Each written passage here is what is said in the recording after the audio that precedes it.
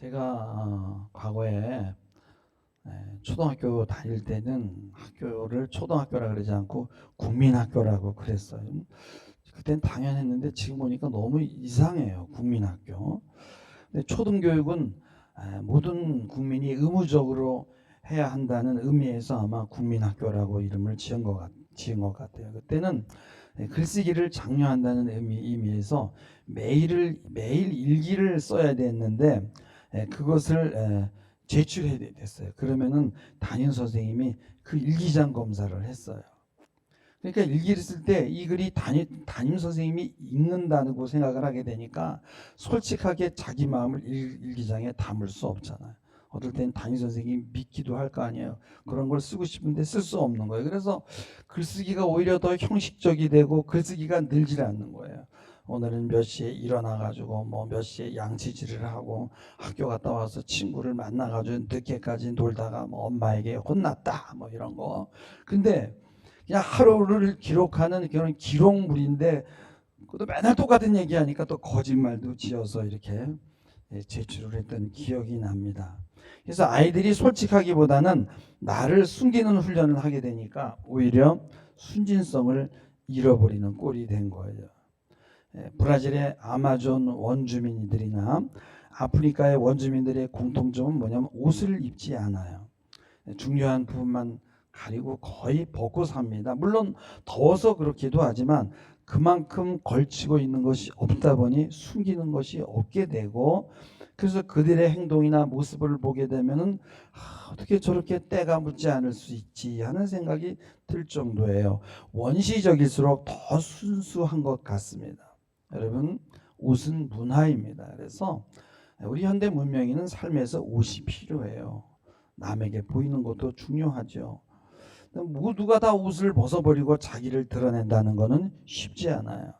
그러나 우리가 알아야 될 것은 그 옷이 참된 나의 모습은 아니라는 것을 또 동시에 알아야 된다는 거예요. 문화는 어느 정도 위장하고 숨기는 것이에요. 그래서 옷이라는 건 나의 겉사람이지요. 그래서 학벌이라든가 스펙이라든가 외모는 남에게 보여주기 위한 것이에요.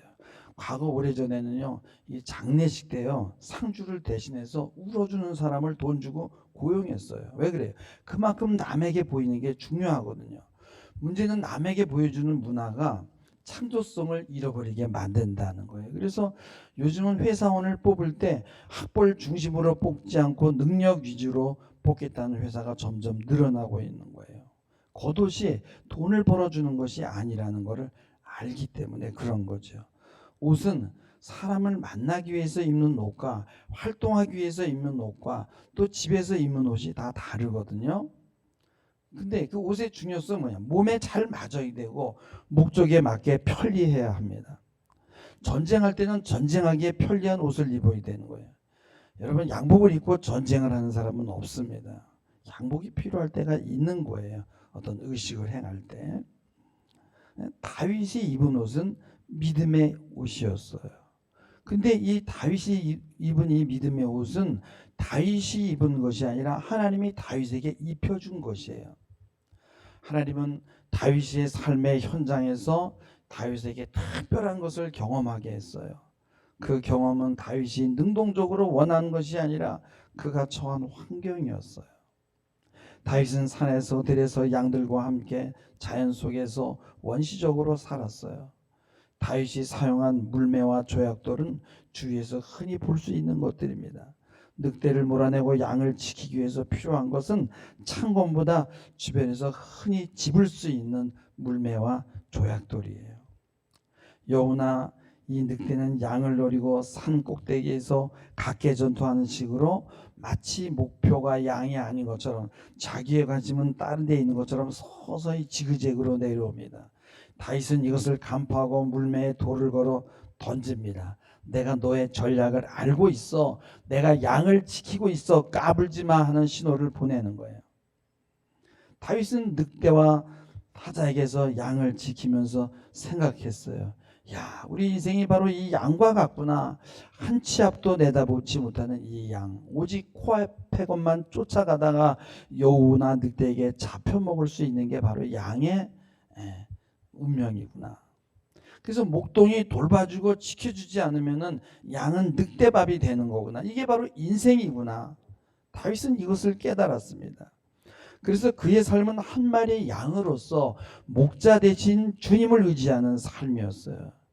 이런 경험에서 얻은 깨달음이 바로 다윗의 믿음이었습니다. 내 인생을 내가 책임지는 것이 아니라 주님이 책임져야 하는 것이구나. 사단이 여러 가지 가면을 쓰고 우리의 삶 속에 침투할 때 양은 그것을 분별하지 못합니다. 하나님이 지켜줘야만 양은 살 수 있거든요. 그래서 다윗은 이렇게 시를 지었잖아요. 여호와는 나의 목자시니 부족함이 없으리로다. 그가 나를 푸른 초장에 누이시며 쉴만한 물가로 인도하시는도다. 내가 사망의 음침한 골짜기로 다닐지라도 해를 두려워하지 않을 것은 주께서 나와 함께 하심이라. 주의 지팡이와 막대기가 나를 안위하시나이다. 사실 다윗은 능동적으로 그런 고난에 들어간 것은 아니에요. 다윗이 당한 고난은 수동적이었어요. 하나님이 다윗을 그런 환경에 집어넣었어요. 왜? 이스라엘에 필요한 왕을 만들어야 되니까. 우리는 그런 얘기합니다. 사람이 되려면 고생을 해봐야 돼. 고생은 돈 주고 사서라도 해야 돼 라는 말을 해요. 근데 사실 이런 능동적인 고난은 고난의 깊이가 얕고요. 또 누가 그런 고난을 자처하겠습니까? 수동적인 고난은요, 하나님이 집어쳐 넣는 건데 너무나 깊고 어둡습니다. 수동적으로 당하는 그런 고난은 고통을 몸으로 느끼는 수준이 아니에요. 막 안간힘을 쓰고 겪어내고 막 이겨내야 되는 거예요. 얼마나 고통스러운지 몰라요. 다윗은 그 고난을 겪어내고 그것을 자기 안에 통합을 했어요. 인격으로. 그래서 그는 고난 속에서 어때요? 점점 더 강해질 수밖에 없었던 거예요. 삶이라는 게 별게 아니구나. 삶은 무엇을 치장하고 입는 것만이 아니구나. 몸으로 겪어낸 모든 것이 그거를 깨달으면서 다윗을 점점 강하게 만들었습니다. 출세하기 위해서 도시로 나갔던 그 형들은 다윗과 같은 야성도 없고 전쟁 속에서 막 벌벌벌 떨고 있었어요. 그러나 다윗은 달랐습니다. 그것이 바로 하나님의 계획이라는 겁니다. 그래서 화려한 복장, 멋진 스펙, 멋진 학력, 또 어떤 인류 기업에 출근하는 것이 그것이 삶을 승리로 이끌지는 못해요. 사람들은요, 또 한국의 경제를 위해서는 우리 국민들이 주식에 참여한다라고 그렇게 거짓말하는데, 주식하는 사람들 얘기 들어보면 그냥 마음고생만 하고 뭐 혀차를 잡아보는 것도 아니고 속는 것 같다는 그런 이야기들을 하는 걸 봤어요. 그 주식이 오르고 오르락내리락 하는 것에 여러분이요, 마음을 뺏기게 되면요, 여러분 삶을 주체적으로 살지 못하고 휘둘리는 삶을 살게 되고 삶이 피폐해지는 거죠. 사람들이 가장 필요한 그런 믿음의 옷을 입지 않고 몸에 맞지 않는 옷을 자꾸만 입으려고 해요. 남들이 하니까, 야, 요즘엔 다 주식해? 그럼 나도 해야 되지. 남들이 저거 해? 그러면 나도 저거 해야 되지. 그래서 남의 옷을 입는 거예요. 우리가 고난에 처한 것은 이런 치장을 벗어버리기 위한 것입니다. 다윗이 골리앗과 싸우려고 나올 때 사울은 자신이 입었던 갑옷을 오늘 말씀해 보면 입히잖아요. 갑옷은 창검을 막아주지만 다윗은 다른 사람의 옷을 입고는 전쟁에 나갈 수 없다는 걸 직감을 합니다. 그게 또 무겁고 어색해요. 투구도 막 머리만 무겁고요. 그래서 다윗은 몇 걸음 걸어보고 알아채요. 아, 이것은 내 옷이 아니구나. 자기에게 맞는 옷이 있다는 거예요. 모양이 좋다는 이유로 혹은 멋있다는 것이 그런 이유가 도움이 되지 않는다는 거예요. 남이 그런 옷을 입었다고 나도 따라 입으면 안 된다는 거예요. 하나님이 나에게 준, 나에게 맞는 옷이 있다는 것입니다. 다윗이 입은 옷은 그냥 믿음의 옷이 아니라 다윗이 삶에서 하나님과 동행하면서 몸으로 경험하고 깨달은 것이에요. 사람들은 외적인 스펙으로 전쟁을 하려고 하거든요. 때로 도움이 되기도 하지만 그것이 결정적인 승리를 주진 않습니다. 내가 누군데, 내가 어떤 가문에서 자랐는데, 내가 어떤 존재인데 하는 이런저런 스펙은요, 전쟁에서 아무 쓰잘데기가 없어요. 무거워서 뒤뚱뒤뚱 걷지도 못하가 저기 내려치는 칼에 목이 달아나는 겁니다. 영적 전쟁을 위해서는 최소한의 옷만 입으면 되는 거예요. 갑옷은 말씀의 전신갑주로 대체하면 되는 거예요. 세상의 옷과 가면이 절대 우리를 보호해주지 못한다는 거예요. 그렇다고 제가 여러분들은 나체주의가 되라는 것이 아니에요. 나체주의자들은 형식적인 껍데기만 다 벗어버리면은 그 빨가벗고 다니면서 그러면 마치 천국이 올 것처럼 이야기를 해요. 여러분, 옷을 벗었다고요? 자기가 다 드러납니까? 여러분, 양파 껍질을 벗겨보세요. 남는 게 아무것도 없어요. 씨도 나오지 않아요. 아무리 나 자신을 성찰해도요, 나를 찾을 수 없어요. 내 안에는요, 나도 모르는 내가 너무 많이 있어서 어느 게 나인지 나도 몰라요.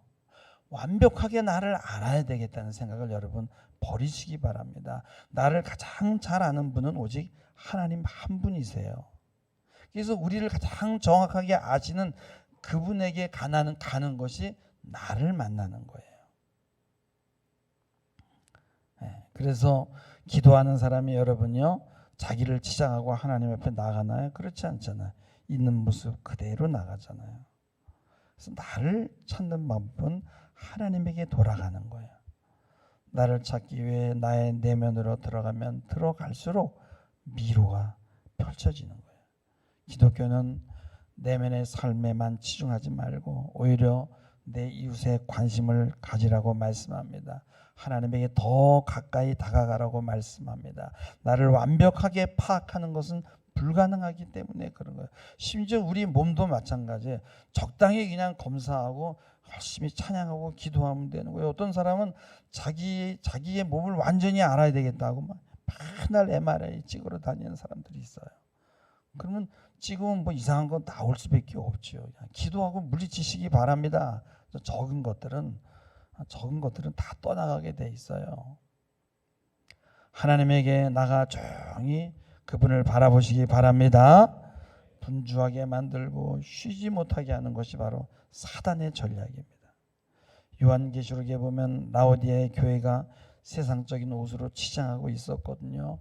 그래서 주님이 요한계시록 3장 17절에 보면은 그들을 책망합니다. 내가 말하기를 나는 부자라 부요하여 부족한 것이 없다고 하나 내 공고한 것과 가련한 것과 가난한 것과 눈먼 것과 벌거벗은 것을 알지 못한다라고 책망합니다. 나에게 맞는 옷을 입고 사망의 은침한 골짜기를 따라갈 때, 그리고 하나님이 나를 어떻게 인도하는지 날마다 체험할 때, 그것이 곧 믿음의 옷을 입는 것이 되는 거예요. 우리 성도 중에 이렇게 배달을 하시는 분이 있어요. 그래서 장마철이잖아요. 근데 기도하는데 저한테 그런 얘기더라고요. 목사님 참 신기해요. 내가 다 배달하는 시간이고 시간인데 그때만 되면 비가 안 온다는 거예요. 오토바이 타고 막 배달하는데. 그런 것들을 우리가 삶에서 체험할 수 있는 거예요. 그것이 뭐냐면요, 믿음의 옷을 입는 거예요. 신앙인들은 자꾸만 사울의 갑옷, 세상의 갑옷을 구합니다. 사울의 갑옷은 믿음이 없는 세상의 옷이에요. 다윗이 사울의 갑옷을 버려버리고 그냥 맨손으로 나간 게 아니라 그동안 하나님이 함께 하셨던 그동안의 경험과 물맷돌을 가지고 나아가는 겁니다. 그것은 다윗이 가장 완벽하게 다룰 수 있는 자기만의 것이에요. 그동안에 연습한 걸 가지고 하나님의 이름으로 가지고 나가는 거예요. 학력과 물질이 필요하지만 그것이 절대로 나를 보호해 주지 못해요. 정말 필요한 것은 하나님을 의지하는 신앙인 줄 믿으시기 바랍니다. 다윗이 다른 형들이 문화적인 혜택을 받고 출세의 가도를 달릴 때 다윗은 들판에서 양들과 함께 있었어요. 그러면서 뭐 했어요? 양을 열심히 지켰어요. 또 양을 지킬 때 뭐 했냐고요? 짐승들과 싸우면서 기도하면서 고독을 달랬습니다. 그리고 사단의 세력과 싸운다는 것이 무엇인가를 배웠어요. 어둠과 추위가 올 때 외로움과 싸웠습니다. 늘 기도하면서 하나님과 대화할 수 있었어요. 이런 신실한 다윗의 모습을 보고 하나님은 이 다윗을 내가 이스라엘 왕을 시켜야 되겠구나 해서 사무엘을 불러서 다윗에게 기름을 붓게 했습니다. 그리고 그것도 모자라서 다윗은 13년 동안 더 연단의 과정을 거친 거예요. 하나님은요, 여러분 지금도 여러분을 만들어가고 계신다는 거예요. 하나님의 창조 사역은요, 여러분에게서 아직도 지금 유효합니다. 하나님은 왜 이런 일을 하시겠습니까? 다윗과 같은 왕의 인생을 만들기 위해서 그런 것입니다. 다윗이 골리앗이라는 세상의 거인 앞에 나갈 때 다른 게 없었어요. 신앙으로 자기가 늘 사용하던 문매를 가지고 나가지 않습니까? 그러니까 진정한 아름다움은 뭐예요? 자기 것으로만 만든 아름다움이거든요. 목동에게는요, 여러분 돌팔매질이 가장 어울리는 거예요. 사람들이 볼 때 여러분 전쟁의 돌팔매 얼마나 우습습니까? 그러나 여러분 신앙인은요, 세상 것으로 복잡하게 싸우지 않습니다. 하나님과 동행하며 기도하고 말씀의 전신갑주를 가지고 다녀야 되는 거예요. 성도들은 말씀과 기도의 옷을 입고 삶 속에서 하나님이 함께 하셨던 것을 체험하면서 점점 강하고 담대하게 되는 거예요. 우리는 부자도 아니고요, 좋은 백이 있는 것도 아니고요, 우리는 또 시골에 살고요, 자랑할 곳, 내어놓을 곳이 아무것도 없어요. 그러나 우리에게는요, 강력한 무기가 있습니다. 그게 뭐예요? 하나님이 함께하는 삶이에요. 우리는 정말 귀한 것을 붙들고 겨우 이거야 달랑 이거? 이런 불평을 할 수 있어요. 그러나 여러분 하나님이 그동안 준비시켜 주었던 것이 작은 게 아니라는 거예요. 그것이 여러분 다윗의 인생을 바꾸는 계기가 되었다는 거예요. 다윗이 삶에서 경험한 것 위에 믿음이 가미될 때 엄청난 세상의 위력을 파괴할 수 있었던 거예요. 여러분 사울의 갑옷을 탐내지 마시기 바랍니다. 말씀의 전신갑주를 입기 바랍니다. 세상의 갑옷은 어차피 여러분에게 입혀줘도요, 결국은 벗어버려야 돼요. 우리에게 맞지 않아요. 우리에게 가장 잘 맞는 옷을 입어야 되는 거예요. 우리에게 가장 효과적인 무기는 뭐예요? 다윗과 같은 물매잖아요. 그 물매는 삶의 현장에서 주님이 나를 도우시는 그런 체험의 경험입니다. 여러분 그것이 없다면요, 강제로라도 여러분요 믿음의 옷을 입어보시기 바랍니다. 여러분 제복이 사람을 만든다는 말이 있잖아요. 쫄병개벽을 달면 쫄병처럼 행동하고 장교개벽을 달아주면 장교답게 행동한다는 뜻이에요. 성직자복을 입었다고 성직자가 되는 것은 아니지만은요, 영화도 그런 영화가 있잖아요. 그 사람이 성직자복을 입고 성직자 흉내를 내다가 진짜 성직자처럼 되는 거예요. 그래서 성직자에게 성직자복을, 판사에게 법복을, 군인에게 군복을 강요하는 데는 이유가 있는 거예요. 왜냐하면 때로 외적인 것이 나의 내면을 바꾸기도 해요. 자세를 바뀌면 마음이 바뀔 수 있는 거예요. 그래서 신앙심이 있는 것처럼 행동하고 주일 성수하고 11조기도 드리고 형식적인 것을 지키다 보면요, 그렇게 해야 되는 이유는 뭐냐? 바로 다윗이 골리앗을 물리쳤던 것처럼 결정적인 한방 때문에 그런 거예요. 결국은 그거를 준비하게 되면요, 하나님이 그 결정적인 한방을 사용할 때가 있다라는 거예요.